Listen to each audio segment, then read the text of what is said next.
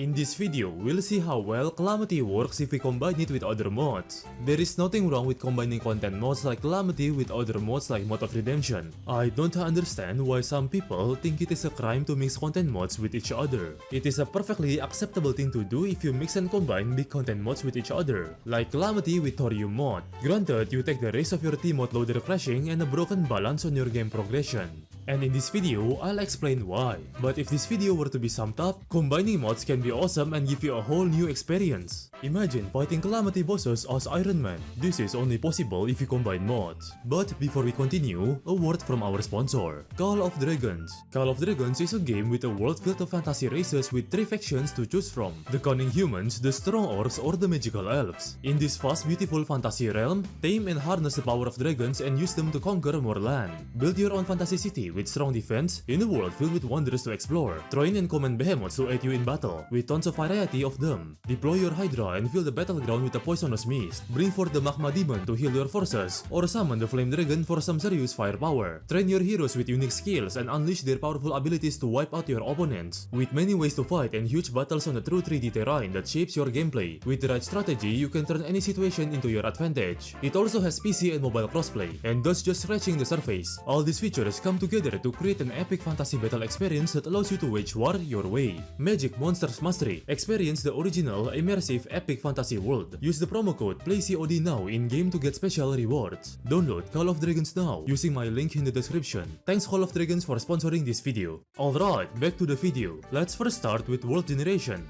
Calamity Mod. Possibly the most enormous mod in Terraria. But have you ever wondered what will happen to the world generation when it is combined with other mods? Will it work well or would it be chaotic? The candidates for testing in this video will be Thorium mod, Mod of Redemption, and Remnants mod, with Overhaul also coming in a bit later. Let's first start with generating the world. Okay, looks good so far, I can join the world. Looks like the Sulfurous Sea is perfectly fine and is located on the right side of the world. So that means that Thorium mod's aquatic depths is located on the left side of the world. Let's take a peek, and yup, nothing's wrong with it. I can perfectly access it fine and the generation did not screw up. Thorium mod's graveyard biome is okay, though it did merge with Sulfurous Sea a bit, but it is fine. I dare to even say that it looks cooler. Fighting the Lich boss feels much more awesome this way too, especially with that Sulfurous Sea background and the green acid rain. And yes, I am using Overhaul mode too, but we'll talk about it later. Calamity Sunken Sea is perfectly normal and fine, not to be confused with Thorium's aquatic depths. Now let's move on to Mod of Redemption, and it looks like everything is going quite well, most notably the famous abandoned lab. It is perfectly accessible at the usual location, honestly a bit surprising, because back then, I somehow vividly remember that any world generation mods would fuck up with the lab generation. Going great so far, though it looks like that Calamity's Abyss is interfering a bit with some of Redemption Gothic caves, but it's completely fine, nothing too out of the ordinary. Mod of Redemption's Hell Castle on Underworld is fine too, it did not interfere with Calamity Dreadon Labs. Kingslayer's crash spaceship is completely fine, you could say that the spaceship did not crash. I failed at making that joke, ignore that.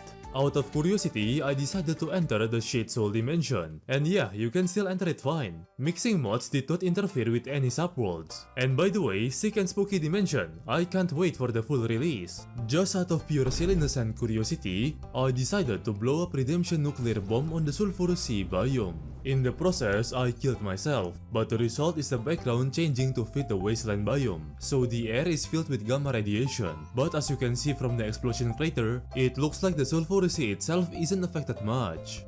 Maybe Sulfurous Sea is a worse wasteland than the wasteland biome. Now let's beat the kid named Wall of Flesh and try to nuke the Astral Infection biome. The bomb is too close to unexplodable tiles. Maybe let's blow it up slightly a bit further from the Astral Infection. Okay, now it is working, the timer is ticking.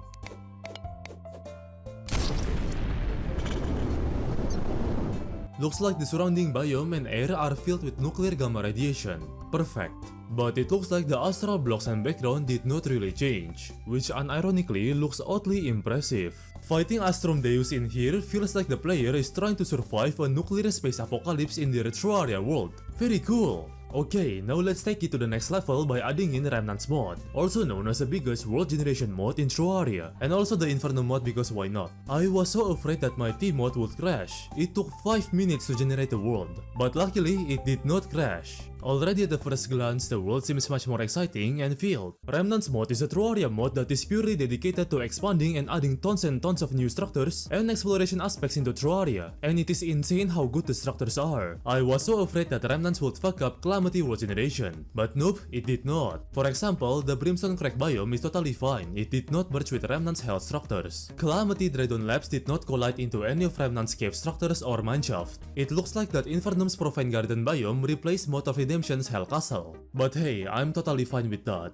If you didn't know, Profane Garden is a biome that Infernum adds that we can use to fight the Profane Cursed Meatballs, and also a big, beautiful and decorated small temple with a huge arena to fight Providence in. So yeah, I think it is a bit more important than Hell Castle currently. Now, let's see how Thorium Aquatic Depths reacts with Remnants World Generation. It is safe to say that I am very impressed with how it looks. Remnants Underwater Castle as an entrance to go through the aquatic depths is just chef's kiss and looks visually magnificent. One thing that I love about Remnants mod is how they changed the pyramid into something much more interesting, filled with tons of exploration aspects and mummies. However, it looks like due to the pyramid generation, the sunken sea biome isn't able to generate. A little bit disappointing, but it's the risk we have to take for cross-modding.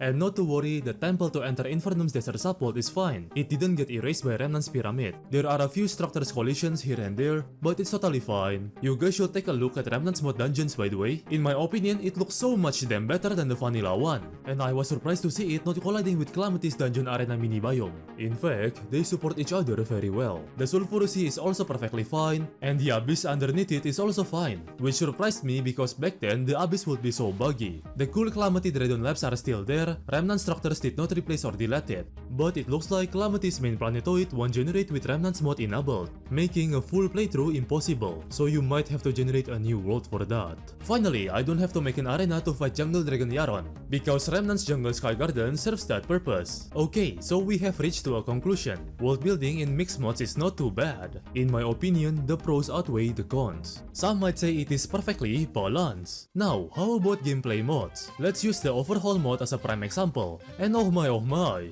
it is very safe to say that this is the most fun I had in a while. It feels so fucking awesome. I absolutely love this. The gun recoil effect from Overhaul mod is just absolutely phenomenal when combined with Calamity weaponries against other modded bosses. Look at how much I was able to knock Maze Project using Onyxia. It literally slammed itself mid in the air. It is totally possible to fight Supreme Calamitas inside of the abandoned lab, but it's not the most effective nor efficient way to fight her. But it does look awesome though, so there is that. You can even use Iron Man suit to fight against Calamity bosses. Using the Marvel Terraria Universe mod, it is very much possible to fight Infernum bosses using Iron Man arsenal and weaponries. Suit up and explore Calamity biomes with the suit ability to fly across terrains. Shooting and obliterating Calamity bosses with Iron Man's Uni Beam is truly satisfying.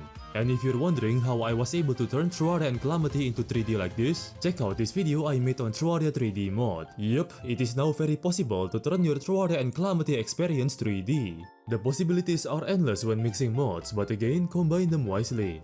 The T-mod community is absolutely wild sometimes. I still vividly remember that one time someone told me to off myself because I would mix and combine mods. I was fully aware that combining mods could potentially crash my game. But hating or telling someone to off themselves just because they mix mods is by all means definitely not okay. Like bro, chill. During the process of making this video, surprisingly, T-mod loader only crashed like 3 times. I honestly expected more, but I still highly suggest all of you to have a backup of your Terraria files before you mix mods with each other. And of course, you do have to take the risk of having a much laggier gameplay, broken balance in your game progression, and much more. But I'm willing to take the risk because I'm having tons of fun mixing mods with each other. Are you? That's about it. Thanks and see ya.